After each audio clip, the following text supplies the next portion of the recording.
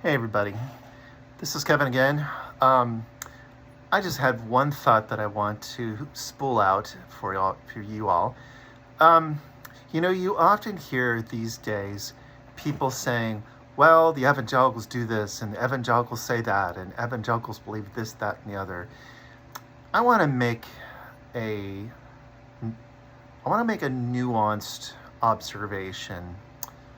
See, the thing is that from my perspective, evangelicals are not monolithic. Now, I'm an evangelical myself, but I come from a Catholic background. I grew up Catholic, and um, I grew up during the 70s and 80s, back at a time when, um, in most Catholic circles, I think there was a lot of people who were fairly progressive, a lot of people who were very concerned about the poor, about the marginalized, about the oppressed, and so forth.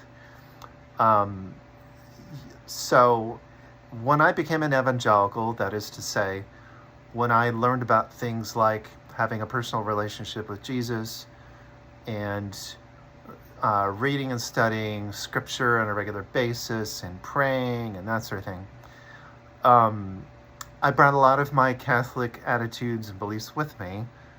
And to be honest, I pretty much still, I still pretty much hang on to those attitudes and beliefs even now, 41 years later. I would not consider myself a conservative. I know that's surprising, because probably the vast majority of you believe that evangelicals are all right-wing maniacs. Yeah, there's some truth to that. There's a lot of truth to that, actually, but the truth of the matter is that you got to understand that um, evangelicalism is not like a denomination. That's not what it is. Maybe it has become that in the last decade, but for the last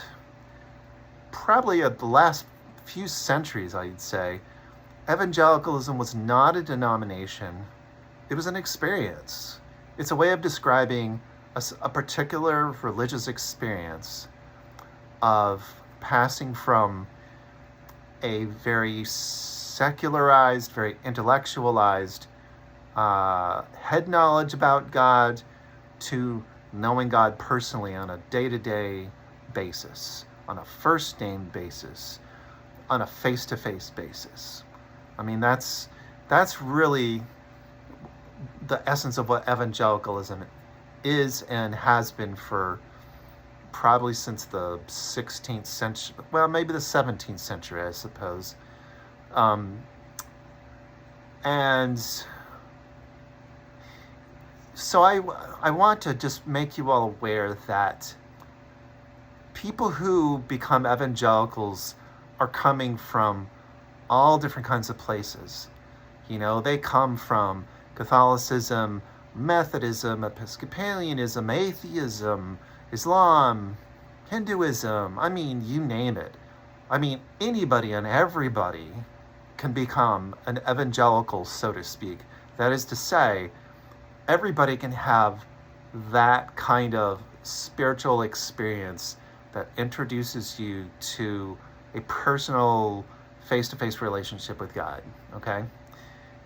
I want to reemphasize again, evangelicalism, at least up until recently, has not been and is not a denomination. It's also not, strictly speaking, a political tradition, although in some ways it has become that in the last 10 years. But it hasn't been that historically at all. I really want to challenge you all to study the history of evangelicalism. I really often feel that when people talk about evangelicals in the public sphere, they really don't know what they're talking about. Not really. Sometimes I kind of feel like evangelicals don't even know what they're talking about when they talk about evangelicalism. Those who have come to believe what a lot of you believe, that if you're an evangelical, you must be very, very right-wing, you must be a loyal Trump supporter, and all this kind of thing, and so forth and so on. But the truth of the matter is that there's a significant minority of us, and I acknowledge that we are probably a minority, that are politically quite liberal. I mean, I consider myself pretty liberal. For instance, I subscribe to what used to be called back in the 80s the seamless garment of life concept. That means that on the one hand, I oppose abortion, but on the other hand, I also oppose war. I also oppose gun rights. I also oppose the death penalty. I also believe in supporting the poor through government services. I believe in making healthcare available to all. I mean, and honestly, I know that there are some out there who probably think I'm a communist. I mean, communist is kind of in the eye. Communism is in the eye of the beholder. Let's be honest. But you know, I just want you all to be have a little more nuanced view of what evangelicalism actually is. Okay, some of the most fervent abolitionists in the 18th and 19th centuries were evangelicals. Some of the people who advocated for public assistance to the poor in that time period, in those earlier centuries, were evangelicals. A lot of people who campaigned for prison reform, also evangelicals. Evangelicals actually used to be aligned in the public perception, in part at least, with the various reform movements that were active in the 18th and 19th centuries, and even into the early 20th, I think. Of course, we have also long been known for being legalistic and judgmental and moralistic too. I mean, that's been a perennial for several generations as well. But I mean, I think it's only in our generation that perception of evangelicals as insufferable, hypocritical moralists, that has actually kind of taken first place and pushed out everything else, all the other elements that have historically made up evangelicalism. But anyway, I just wanted to make you all aware of that, and I want to challenge you to read about the history of evangelicalism, so that you can better understand, what you're looking at, and what you're hearing when you see people talk about evangelicals. It's a lot more complicated than you think. Honestly, trust me, I've spent 41 years among evangelicals. I mean, there's a lot more complexity there than what you think. So anyway, that's all I needed to say tonight. So I'll see you guys next time. And once again, this is just what I consider a rough draft of some of the things that I've been thinking about that I hope to put on my Substack account. I just recently started posting videos.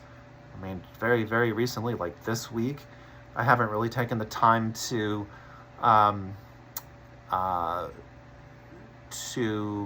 kind of learn the finer points of editing and all that kind of thing, because I just wanted to get my thoughts out, and I didn't want the perfect to become the enemy of the good, because things need to be said. We need to be speaking out, and that's probably the thing that I'm going to leave you with, the very, very last.